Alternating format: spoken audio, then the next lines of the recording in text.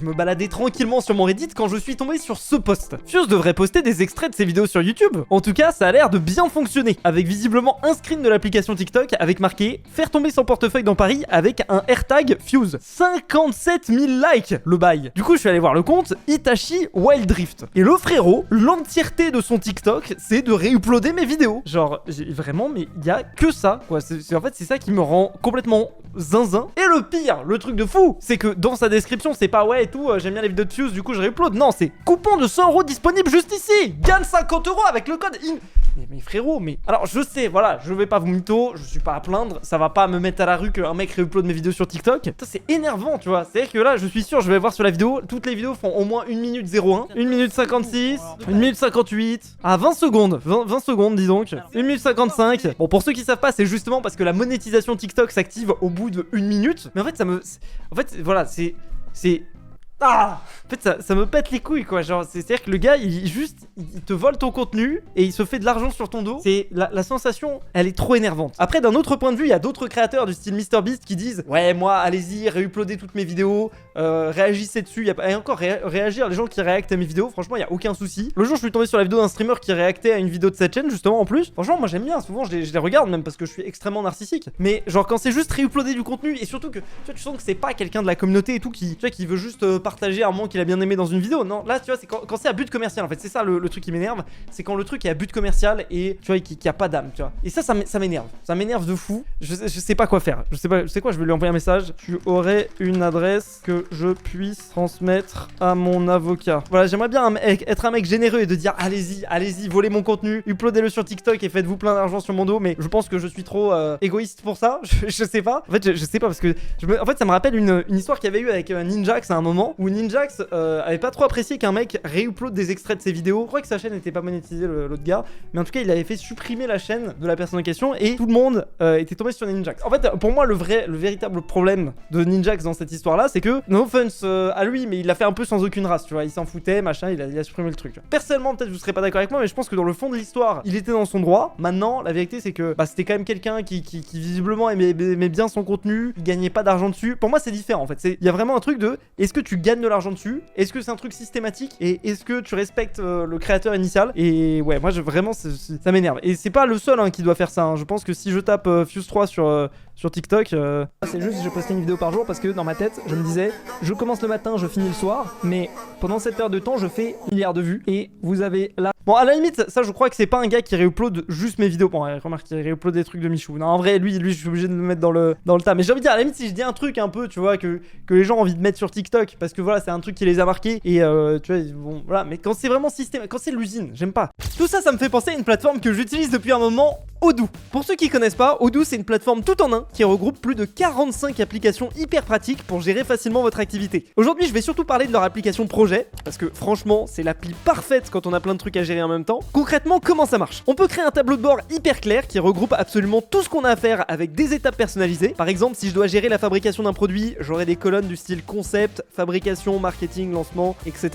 Je peux diviser chaque étape en tâches et sous-tâches pour pas me perdre. J'assigne chaque tâche à quelqu'un de mon équipe, je fixe des deadlines précises et ça me permet de rester concentré sur le projet. Pour le coup le truc qui change vraiment tout, c'est qu'on peut collaborer hyper facilement avec son équipe. Tout se passe directement sur le chatter intégré, tout est centralisé. Ce qui est cool en plus, c'est qu'on a plusieurs façons de visualiser nos projets en fonction de ce qu'on préfère et de ce qu'on veut imaginer. Pour résumer, la gestion de projet avec Odoo c'est hyper simple d'utilisation et surtout conçu pour être efficace. Et le petit bonus sympa d'Odoo, c'est que la première application est gratuite à vie, avec hébergement et support illimité. Donc vous pouvez littéralement commencer à gérer vos projets dès aujourd'hui sans rien payer. Si jamais ça vous intéresse, vous avez juste à cliquer sur le lien en description, comme ça vous testez par vous-même. Bon là je suis parti dans une rente, mais en réalité cette vidéo ça reste quand même avant tout le meilleur de la communauté du Reddit. On va regarder un petit peu ce que vous me dites pour vous foutre de ma gueule ce mois-ci. Par exemple, POV tu rencontres le Didier Deschamps. Bon c'est Didier dans un champ avec une balle de foot. Est-ce que c'est pas un petit peu cruel de mettre une balle de foot à côté de Didier? Est-ce que t'as déjà vu les jambes de Didier? Il pourra jamais jouer au foot. C'est un petit peu comme si tu narguais quelqu'un en fauteuil roulant sur un tapis de course, ok? tu peux mieux faire. Fuse quand il prépare une vidéo Roblox. Les jeux Roblox soigneusement travaillés avec des passionnés pendant des mois avec des graphismes de AAA qui méritent de la visibilité. Les jeux bâclés dev en un jour qui ne méritent aucune visibilité.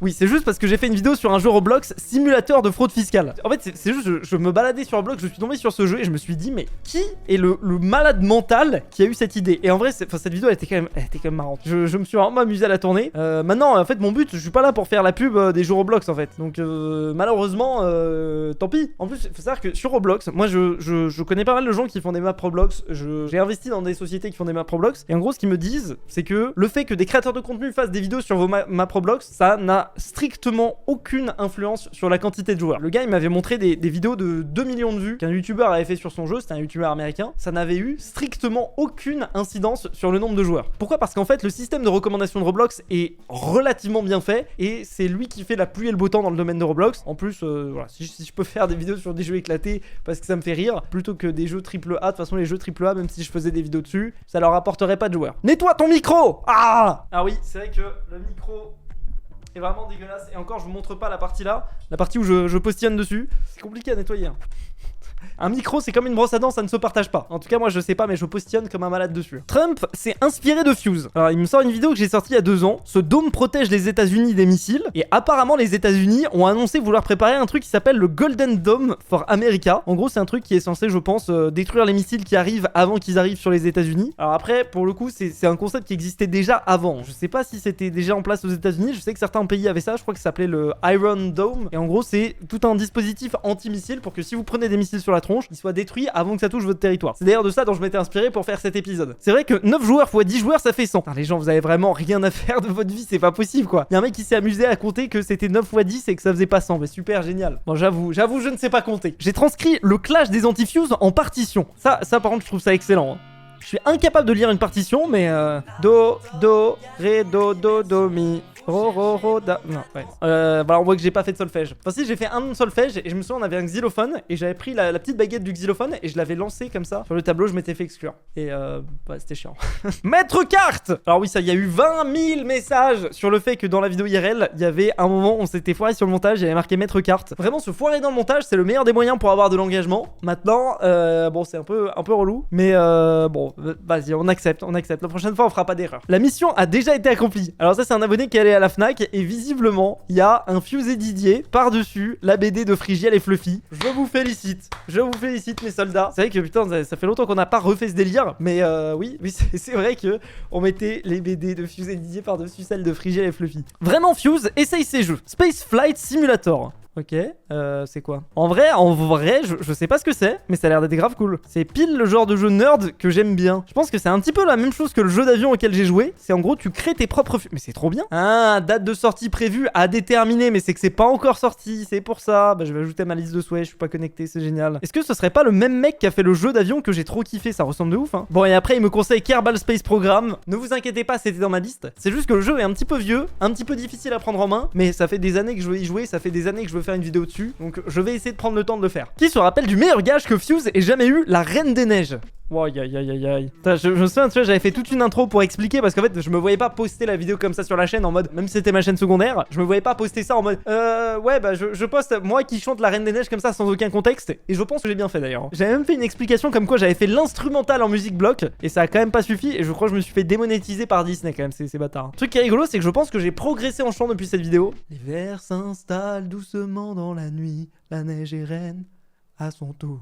Non, ok, j'arrive pas. Putain, j'arrive pas, c'est incroyable. Le saviez-vous, il suffit d'une faute de frappe pour atterrir ici. Apparemment, si on écrit Fuse H SOP, on tombe sur le Reddit, fusehsop.fr. Putain, il y a un frérot qui a acheté un nom de domaine juste pour que quand on fasse une faute de frappe, on tombe sur cette adresse.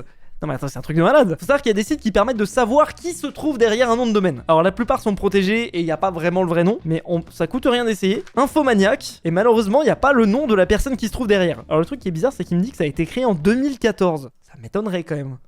Ça serait un peu bizarre, ça aurait été quelqu'un qui serait capable de prédire l'avenir. Et en parlant de domaine, POV, ça fait 1 an et demi que Fuse paye un nom de domaine avec un concept trop cool mais qu'il a oublié son existence. Si vous saviez la quantité de noms de domaine que je paye comme ça dans le vide, 2B2Flat, 2B2France, Antifuse.fr, Bankling, Cafouillage.com, non ça je crois que c'était pour MyBios, Come2MyFest, Come2MyFest.fr, le Super Minecraft en 2D.fr, Je veux ma peluche.com, Squeezyland.fr, Reddit Town, Palanarchy. Ah ouais non ça déconne zéro, hein. C'est vrai que j'ai beaucoup de domaines. Et encore je pensais que j'en avais plus. Aujourd'hui on a organisé le plus grand cache-cache du monde avec une centaine d'abonnés cachés dans tout Paris. Et là il y a quelqu'un qui a cherché bien évidemment le record du monde avec du plus grand cache-cache, c'est 1437 participants. Ce qui, si d'ailleurs vous voulez mon avis, est assez facile à battre. Hein. Je pense que c'est battable. Alors assez facile, tout est relatif. Mais je pense que c'est pas impossible à battre. Genre MrBeast pourrait faire ça pour un short par exemple. La légende raconte qu'un jour ce tome ne sera plus épuisé. PS, ça fait 1 mois que je vérifie, les stocks reviennent jamais ou quoi? C'est vrai que si vous allez voir sur le Fuse Shop, bon d'ailleurs il reste très peu de temps pour profiter de la promo Didier, mais surtout si vous allez dans les livres, bah ouais il y en a 3 qui sont complètement épuisés. Il faut que je passe une commande, je vais le faire, je vais me noter ça, et ça sera pas prêt au moment où vous voyez cette vidéo, mais ça sera peut-être prêt dans quelques jours. On en parle de la dinguerie, 2 feats incroyables dans la même semaine. Alors c'est vrai qu'on a fait un feat avec Stunzo, un feat avec Sora, et il y a une dernière vidéo avec un feat qui devrait sortir dans les prochaines semaines. Franchement, bah ouais, c'est cool, ça fait plaisir de tester de nouvelles choses, de sortir un petit peu de sa zone de confort, et c'était très très cool. Le seul truc, c'est que les vidéos n'ont pas marché. Donc c'est peut-être le thème, c'est peut-être le fait que les vidéos soient en feat, je sais pas. Bon, c'est surtout celle de la pire odeur. On verra ce qui se passe dans la suite. Je pense que je vais pas arrêter de faire des feats, mais je vais pas non plus en faire à chaque vidéo. Mais non, l'expérience était très cool. Mais là, ouais, du coup, il y a la prochaine vidéo qui devrait sortir avec un feat avec 2 personnes carrément dans la même vidéo. C'est la dernière qu'on a en stock. C'est aussi une des plus grosses vidéos de la chaîne, je pense, en tout cas. Enfin, je sais pas, je pense qu'elle est peut-être quasiment au même niveau que la vidéo Raft qu'on a fait en fin d'année dernière. Par contre, comment Sora est immense comparé à eux, surtout Fuse? Vous êtes des bâtards, on fait la même taille avec Ewen. Après, je suis petit, hein, c'est comme ça. Hein. Ce projet de vidéo est toujours d'actualité. C'est vrai que j'avais fait un message sur la chaîne principale. J'aimerais bien refaire des vidéos un peu facecam en plus des concepts qu'on fait avec Ewen. Storytime, test de site, vidéos sur des sujets nerds, etc. Je sais pas trop sur quelle chaîne le faire, quel est votre avis, et vous avez été l'unanimité à voter pour Fuse 3. Ouais, c'est totalement dans mes plans, et d'ailleurs, j'aimerais bien avoir votre avis là-dessus. C'est vrai que c'est un petit peu pas flippant parce que voilà ça reste quand même ma chaîne, je fais un peu ce que je veux, mais avant je kiffais faire ce genre de vidéo où juste j'étais sur mon ordi et je testais des trucs débiles. Par exemple j'avais testé tous les mythes de Discord, j'ai testé les sites internet du futur, etc. J'aimais beaucoup faire ce genre de vidéo et j'ai un peu arrêté parce que du coup je me disais ah est-ce que ça rentre dans la DA, est-ce que ça reste un petit peu la même chose. J'aimerais bien m'y remettre, j'ai aussi des expériences peut-être un petit peu plus simples que j'ai envie de mener qui feraient des bonnes vidéos mais qui sont pas des vidéos ultra produites, et je pense qu'il faut que je m'y mette, parce que entre tous les projets à droite à gauche, bah c'est vrai que c'est difficile de prendre du temps et de faire les choses bien. Je pense que de toute façon à chaque fois que je dis ce genre de truc, bah à l'unanimité les gens me disent ah oui c'est Fuse, on veut voir ça, etc. Donc parce qu'en fait ce qui se passe sur YouTube généralement c'est que quand vous dites les gens est-ce que vous voulez que je fasse une vidéo là-dessus, tout le monde va vous dire oui, parce que les gens qui sont intéressés ils vous disent oui, les gens qui sont pas intéressés ils vont pas vous dire non, ils disent bon bah ok s'il veut, il le fera. Moi, ça me coûte rien, juste je cliquerai pas dessus, quoi. C'est pour ça que c'est difficile de demander son avis aux gens, parce que souvent les gens disent tout le temps oui. Et pas parce que les gens veulent vous faire travailler dans le vide, c'est parce que bah y a que les gens qui sont intéressés qui répondent. Je sais pas si vous voyez ce que je veux dire, mais bon, dans tous les cas, j'essaierai, je verrai bien si ça marche, je verrai bien si ça me plaît toujours autant. Mais ce qui est sûr, c'est que dans les prochains mois, attendez-vous à voir un petit peu ce type de contenu revenir comme ça par parcimonie sur la chaîne. Est-ce que Fuse y croit de moins en moins? Palladium. Fuse a dit ça dans une de ses dernières vidéos et ça fait peur comme s'il comptait oublier ou peut-être abandonner. Même si ce serait dingue, Palladium. Ce qui me pèse beaucoup, c'est Palladium. Palladium, en vrai, c'est extrêmement pesant. Je pense que c'est l'activité la plus pesante. C'est hyper dur. Il y a que des problèmes à gérer. C'est pas dur pour moi parce que moi, en fait, je suis pas dans l'action, je suis pas dans l'opérationnel, mais mentalement, en termes de stress à gérer, de charge mentale, c'est vraiment pas facile. Ah ouais, j'ai vraiment appuyé sur le truc. Bon, en vrai, Palladium, je dois avouer, ça marche bien. Je suis en préparation de 2 vidéos justement sur cette chaîne pour vous expliquer la situation de Palladium à l'heure actuelle et une grosse nouvelle, très grosse. Genre vraiment, je pense que vous y attendez pas. Enfin franchement je pense que c'est la plus grosse news de toute l'histoire de Palladium, qui devrait arriver courant juillet si tout se passe bien.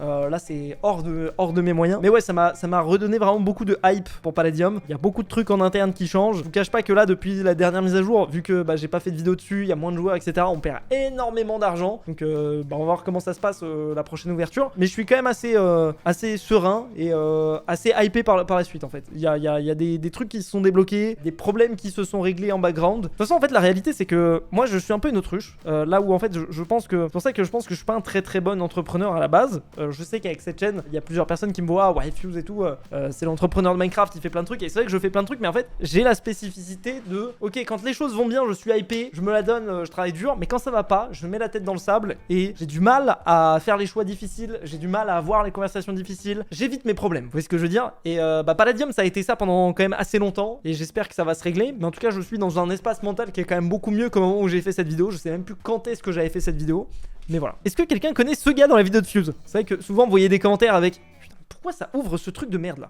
Alors c'est vrai que généralement dans les vidéos, quand vous voyez une illustration d'un commentaire qui est en train de se taper, vous voyez cette petite photo de profil. C'est tout simplement Nico G qui est monteur pour la chaîne. Donc voilà, je dis ok, là tu mettras un commentaire où tu fais genre tu tapes un truc. Bah du coup il va sur son YouTube, il tape le commentaire et forcément il y a son image de profil. PTDR Fuse, je t'aime bien, mais là XDD. Je comprends pas.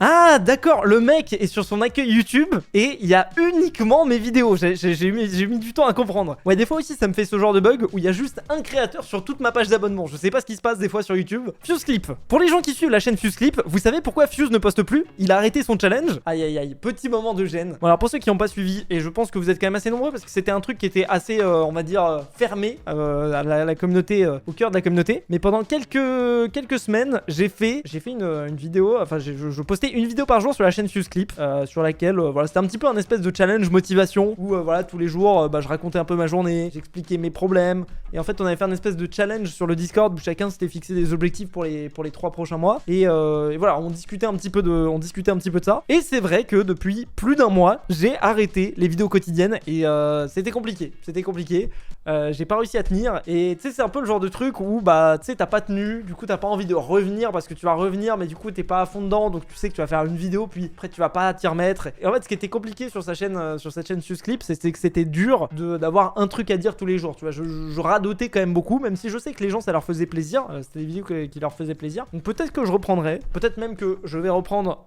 après cette vidéo si je suis déter, mais je sais pas, j'ai pas envie de me mettre des contraintes. Vous voyez, en fait si je faisais ces vidéos une fois par jour, c'était justement parce que ça me faisait plaisir, et au moment où ça a arrêté de me faire plaisir et où c'était plus une contrainte, bah j'ai préféré arrêter. Les premières images de Didier, quelle nostalgie. Waouh, ça c'est du coup dans la première saison de Minecraft modé. Donc c'est la saison, putain je sais jamais, mais en tout cas c'est la saison où la Fuse Corp a été créée, bah la 4 hein, je suis con. Et ouais, c'est la première fois que Didier est réellement apparu. J'ai mis à jour mon mode troll sur Fuse mode. Ok, donc c'est quelqu'un qui a fait un mode avec Didier, Fuse, Framboise, Jean-Eudes, Georges, Roger. Putain Georges, putain. Oh là là, c'est quand même des anciens. C'est que en vrai, j'ai remarqué un truc, et ça c'est cool quand même, c'est que bah, j'ai quand même fait beaucoup moins de Minecraft ces derniers temps, et je ressens un peu cette envie de revenir dans le jeu. Vous voyez ce que je veux dire? C'est que bah, pendant un moment, bah, c'est pour ça que j'ai arrêté en fait, c'est pour ça que j'ai posté beaucoup moins de vidéos, et j'ai fait d'autres jeux, j'ai exploré d'autres trucs, mais là du coup Minecraft, je ressens un plaisir, je ressens une espèce de créativité. Vous savez, le truc qui me tenait initialement dans Minecraft, c'était que bah, en fait c'était tellement une usine à support pour faire du contenu, et cette usine à un moment elle s'est enrayée quoi. Elle s'est enrayée parce que je pense que j'ai eu un petit peu la haine de Mojang. Genre vraiment, je pense que le truc qui a un petit peu fait déborder le vase, c'est bah, je crois que j'avais fait la vidéo hein. Mais ouais, c'était ça, il y a un an, la fin de Minecraft, Microsoft, quand ils ont changé les ELA des serveurs, en fait ça m'a vraiment saoulé en fait. J'ai juste eu l'impression d'avoir eu affaire à Microsoft qui en avait rien à foutre. C'est toujours un peu le cas hein, parce que il y a des trucs en back-end où vraiment c'est questionnable ce qu'ils font. Le fait de vouloir tuer la version Java, voilà. Mais bon, malgré tout ça, il y a quand même une communauté qui fait des choses, et j'ai l'impression, je sais pas pourquoi, mais il y a un petit air de... Je suis pas sûr qu'on reviendra au prime de 2020, 2021, 2022, mais il y a un petit air de cycle qui commence à revenir. Il y a des nouveaux modes qui m'intéressent, il y a des nouveaux serveurs, il y a des nouveaux contenus qui m'intéressent. J'ai l'impression que même vous, en termes de vidéo Minecraft, quand je sors des trucs un peu cool, comme par exemple la vidéo que j'ai sortie récemment, la vidéo là avec le cerveau, 100 joueurs ensemble sont-ils plus intelligents que moi, c'est clairement le genre de vidéo que j'aurais pu faire avant. Je sais pas, je sens que ça a fait plaisir à des gens de revoir ce type de contenu. Moi j'ai kiffé la tournée, j'espère que ça va durer, j'espère que je vais trouver d'autres concepts cool à faire, mais ouais, si on peut revenir un petit peu dans un petit arc Minecraft, moi ça me ferait plaisir quand même, parce que ça reste quand même mon jeu de cœur. Chicha chill il y a 7 jours, c'est quoi ça? Ah ouais, vous faites une petite chicha devant un TNT Wars. Ah ouais, c'est des anciens ça. Fuse restock. Alors ouais, j'avoue, c'est on revient sur le thème des restocks du Fuse Shop. C'est vrai que c'est compliqué parce qu'en fait on a plus les pulls de base, et vu que bah forcément c'était la première connexion, les Fuse Wave, bah malheureusement faut faire une grosse commande pour pouvoir restocker le truc, pour pouvoir en refaire. Pour un moment j'ai trop investi sur le Fuse Shop, je me suis retrouvé avec des stocks juste gigantesques. À stocker, c'est une galère. Moi, ça fait un gros trou dans la trésorerie, c'est compliqué. Donc là, ce que j'essaye de faire déjà, c'est écouler tous les Didier que j'ai commandés en trop. Parce que un jour, je vous raconterai toutes les histoires, toutes les galères que j'ai eu avec Didier, mais c'était un véritable enfer. J'ai déjà partiellement raconté sur cette chaîne. Et après, pour des raisons juridiques, j'ai dû supprimer la vidéo. Donc c'était compliqué. Il y a certains qui ont déjà entendu l'histoire. Mais voilà, globalement, là, je me retrouve avec beaucoup de Didier. C'est pour ça que notamment là en ce moment sur le Fuse Shop, il y a une grosse promo avec moins 40% sur les Didier. C'est pour réduire un petit peu la facture en termes de stockage et après pouvoir se remettre à proposer des nouveaux produits, des trucs intéressants quoi. Je pense avoir fait le tour de tout ce qui a été mis sur le Reddit ce mois-ci. Si vous voulez pas rater le prochain et les vidéos business qui arrivent sur cette chaîne, sachant que sur cette chaîne j'ai prévu j'ai ma petite idée, j'ai un nouveau format que j'ai envie de lancer. Je travaille dessus depuis un petit peu plus d'un mois, ça prend beaucoup de temps. C'est un nouveau truc, voilà, c'est un nouvel exercice. Mais si vous voulez pas rater ça, vous connaissez la chanson. Le pouce bleu, l'abonnement, le dôme sur New York. Salut tout le monde, c'était Fuse, à la prochaine, à plus.